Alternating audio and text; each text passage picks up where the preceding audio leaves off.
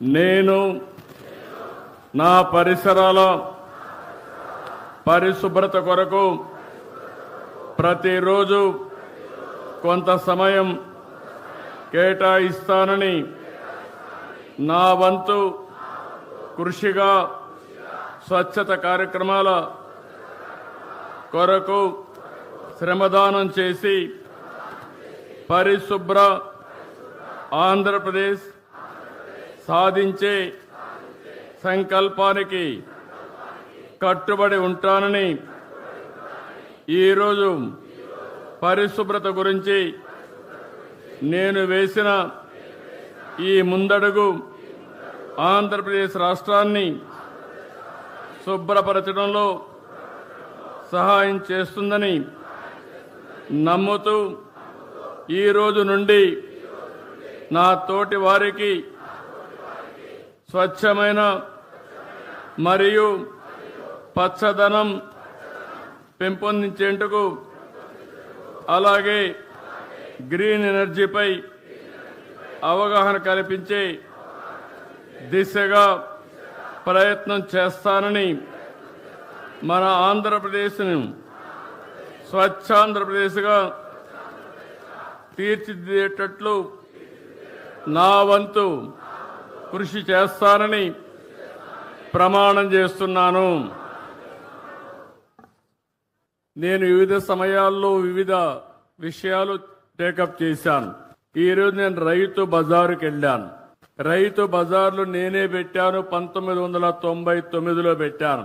ఆ రోజు ఒక మంచి ఉద్దేశంతో రైతులకు గిట్టుబాటు ధర రావాలి, వినియోగదారులకు నాణ్యమైన తక్కువ ధరకే కూరగాయలు గాని వ్యవసాయ ఉత్పత్తులు ఇవ్వాలని ఆ రోజు ఈ కాన్సెప్ట్ తీసుకొచ్చాం.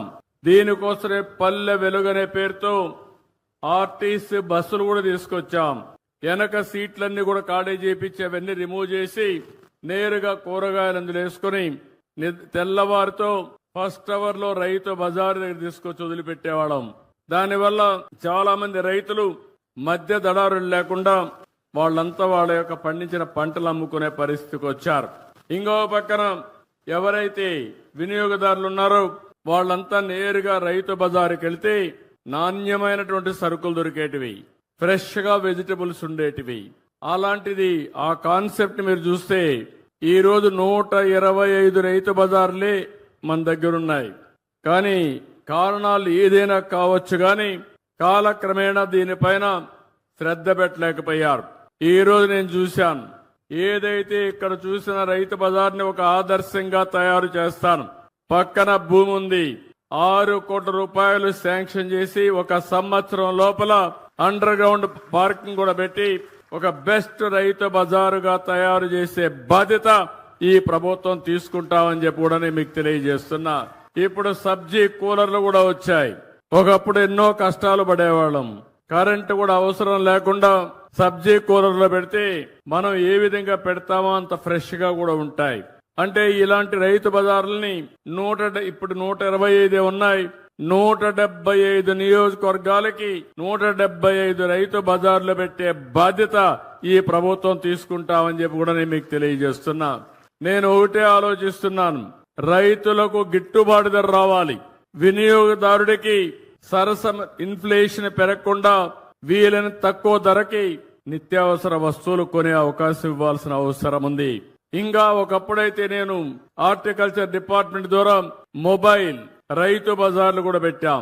ఇలాంటి వినూత్నమైన కార్యక్రమాలతో ముందుకు పోయి మీ ఇంటి దగ్గరనే కూరగాయలు గాని, ఇప్పుడిప్పుడు నేచురల్ ఫార్మింగ్ వచ్చింది, ఆర్గానిక్ ఫుడ్ కూడా వచ్చే పరిస్థితి వచ్చింది.